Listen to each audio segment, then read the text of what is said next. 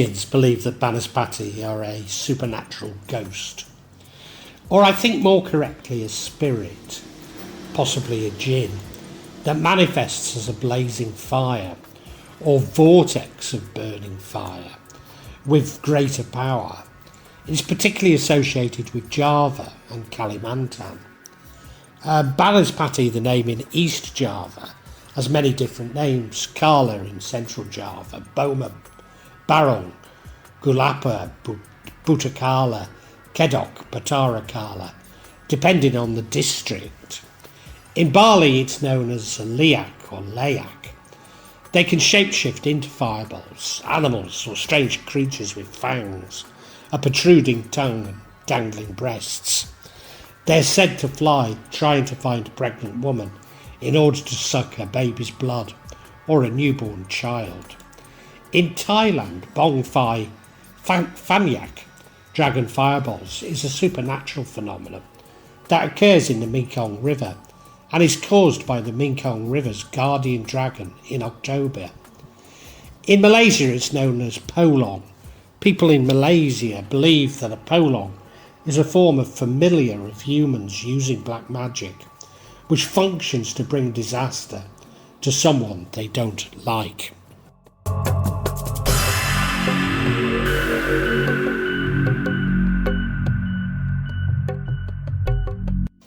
Banaspati can be found in the forest and usually employed by Dukuns for black magic. It is said that only people who master this black magic can survive its powerful attacks. Even a jimat for the repulsion of evil can easily be penetrated by the ferocity of Banaspati's black magic. It looks like a ball of fire with a human face. If the ball reaches a resident's house, the resident will probably commit suicide. Banaspati has three different forms. In the form of Banaspati Jenny, Banaspati Banyu and Banaspati Clay. Banaspati Jenny is a form of fireball which comes with the air. It's often the size of an adult's hand. However, the size of the fireball from the Banaspati will increase when there is a sense of fear amongst unions, who see this Banaspati, as will its power. Banaspati Banyu targets those in water to suck their blood until they drown. This can be avoided, however, by getting out of the water. Meanwhile, Banaspati Clay is the form of a fireman, has a human-like body, but his body is filled with flames.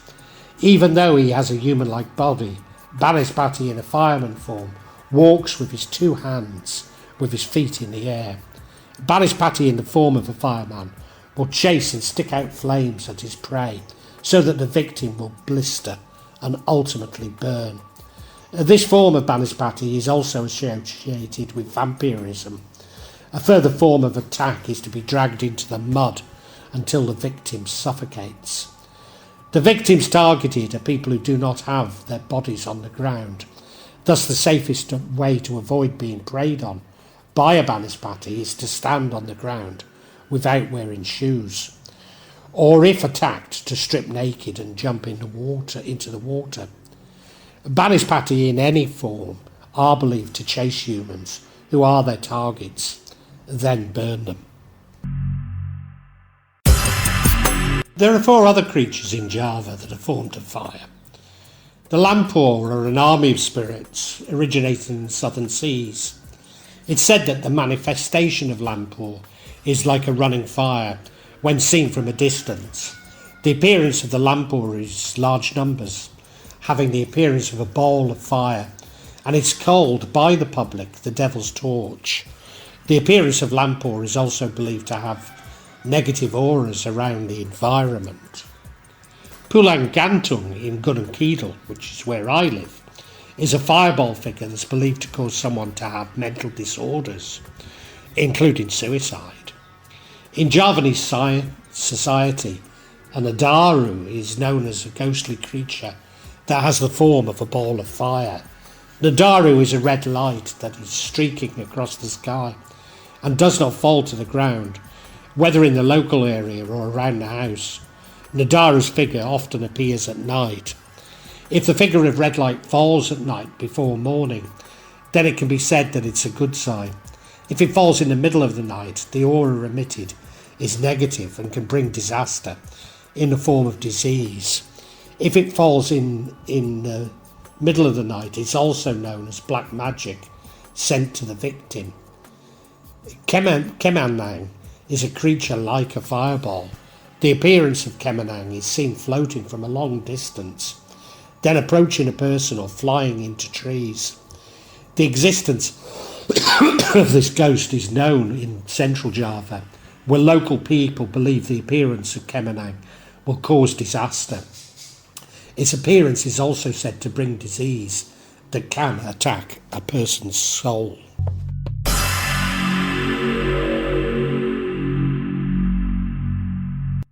Banaspati probably have an Indian origin. Jalandhara ordered a powerful giant figure named Rahu to go to heaven to destroy the territory and authority of the highest god in the universe, Lord Shiva.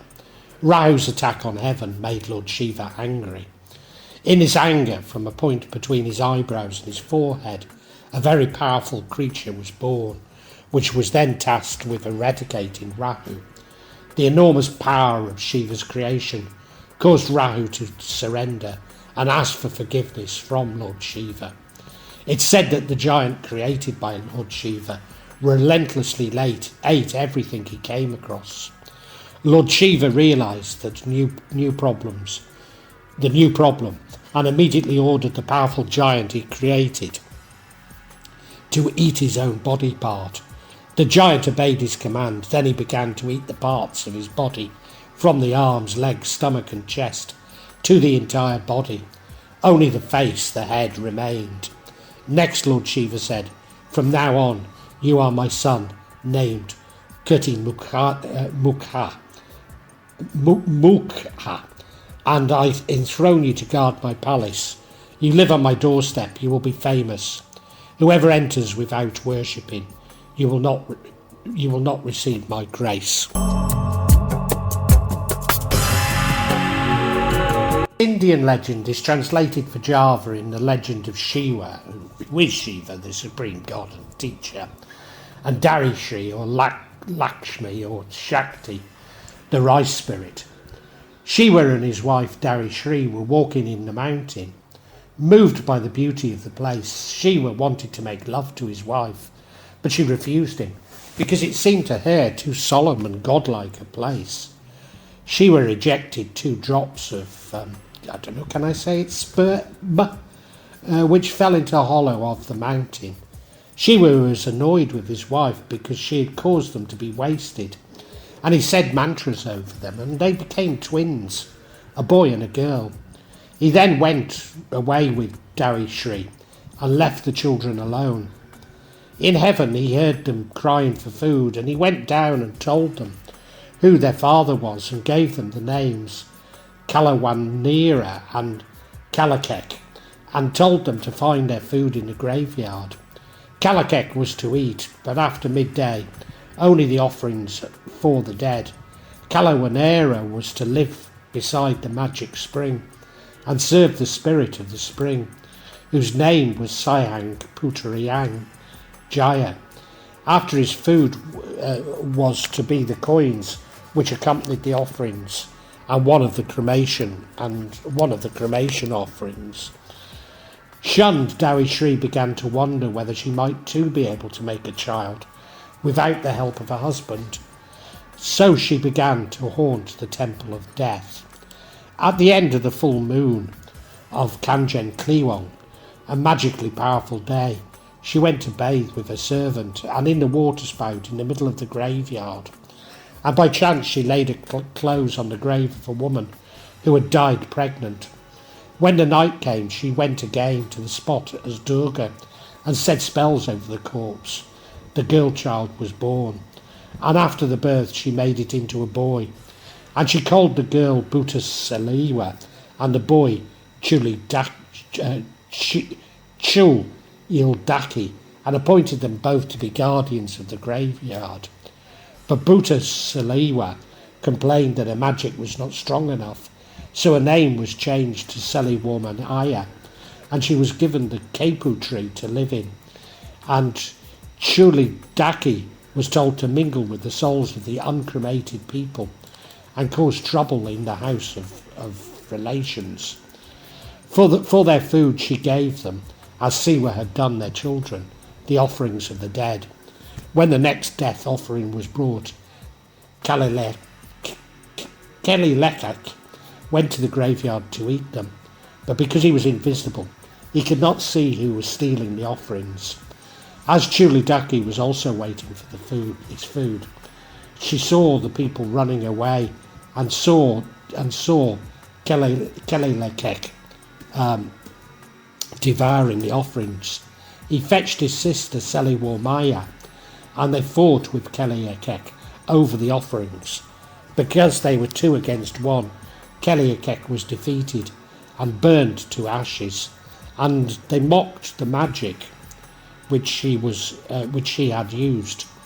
Meanwhile, Kalianewa was waiting for his sister, and when she did not come home, he asked to leave Sanghayang, Putra Yanto to go and look for her, for he said, "I suppose if she has eaten so many offerings that she cannot walk."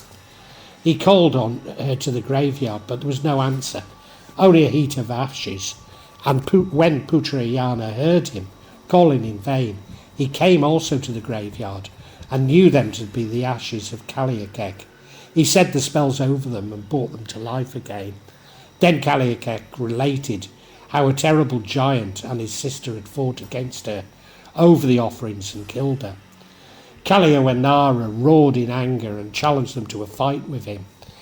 The Seliwe Malma came down from her capo tree, snorting with rage to answer the challenge, but this time she felt weaker and called Chuliadaki to come and help her, and he rolled into a decaying corpse and threw himself on Kaliawenewa. Kaliawenewa could not endure the stench of the corpse and ran away to fetch Kaliakek, who came as a barong and licked the stink off her tongue.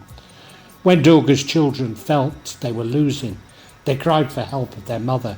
She came and began to spit fire. Kalianewa and Kaliakek ran and ran, one behind the other, until they came to Siwa's world.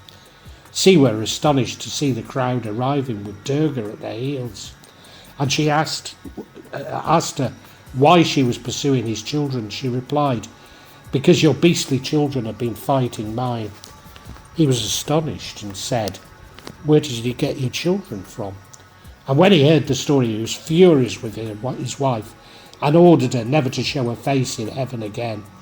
He condemned her to remain forever in the graveyard, the place Kaliakek there kept an eye on her, and Siwa gave Kaliakek the name Banaspati Raja.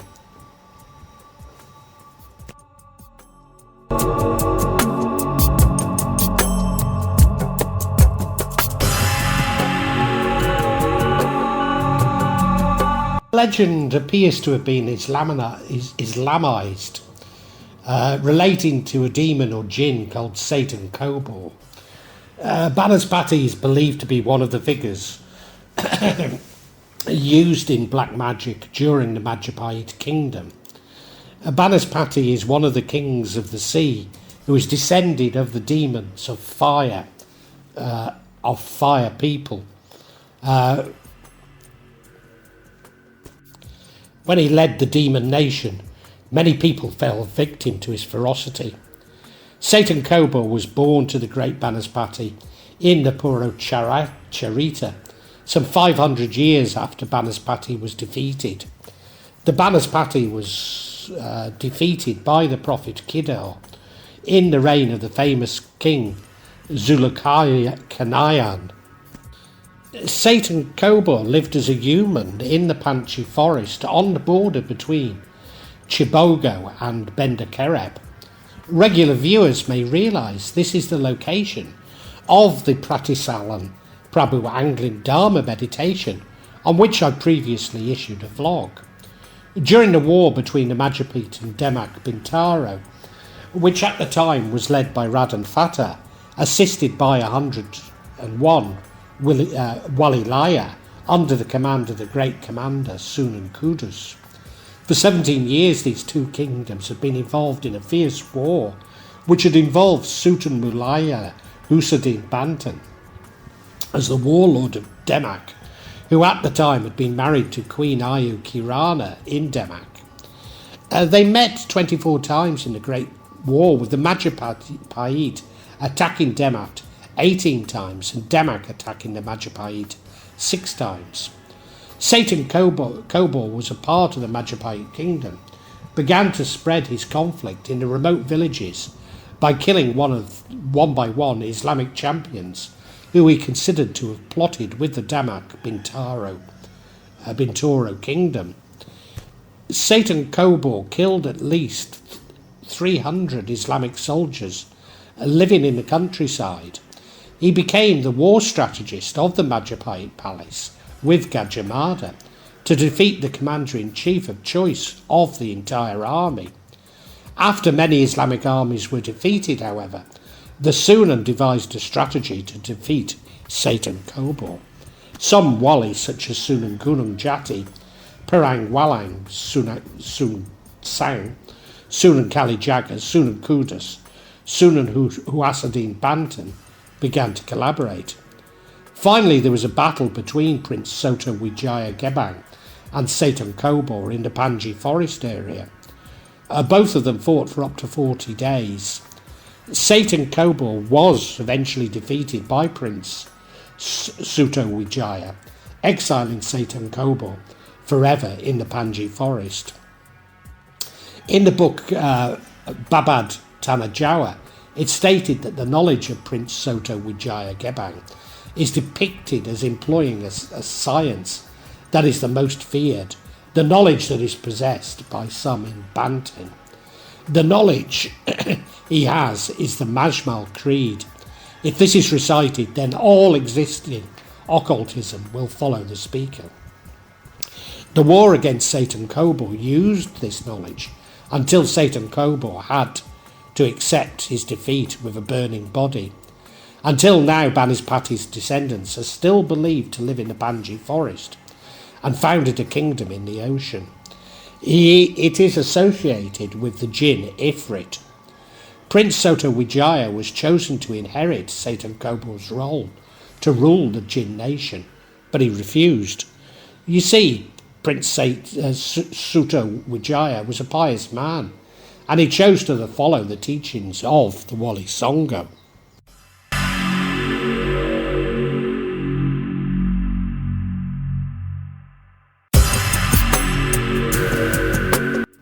Banaspati represents a high level of black magic. It can also reverse black magic spells. Banaspati is a lion which has a symbol of strength, justice and destroyer of evil forces. Hence Banaspati are often installed above the temple doorway as protection from magic and spirits, including temples such as Mendut, Borobudur, Prambanan and Singosari. Banaspati black magic may only be performed by a Dukun who's gone through 9 levels with difficult ritual stages. This is because in ancient times only a few people were able to master this knowledge. Alternatively, Banaspati magic can be used by the descendants of the person who mastered it. A chicken egg which is the first one to emerge from a village hen is believed to be a medium for creating Banaspati magic. The egg will later be enchanted according to the purpose of the person it is intended for. After that, a ritual is held over burning coals until the egg explodes and emits burning embers. These embers will then automatically fly towards the specified target. The ghost of Banaspati is often used as a means for Dukun to attack their victims, because Banaspati is known to be very dangerous and is certain that the victim will lose their life. Despite Banaspati's seeming strength, the following are considered useful in preventing and fighting an attack.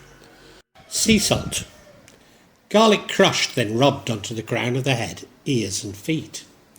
Sugar palm sticks soaked in tempura water, then spread towards the Banaspati. Burning volcanic lava or sulphur in a fire pit so that the aroma spreads. The following prayers may also help. There is no ruqyah except for the disease caused by evil eyes, envy, or animal stings.